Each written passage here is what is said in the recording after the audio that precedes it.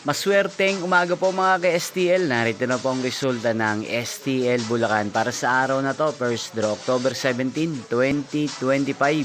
Araw ng Biyernes. Naway ang mga natayan niyo pong mga numero kanina ay manalo nawa ngayong umagang ito, 11 AM. Kaya kunin niyo na po ang inyong mga ticket. Narito na po ang resulta.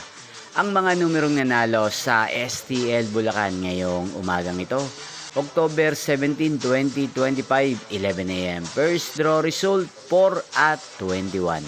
In exact order again, 4 at 21. At ngayong umagang ito sa STL Bulacan, natin pong i-shoutout si Kuya Marlon ng Bulacan na nanonood po sa channel na to.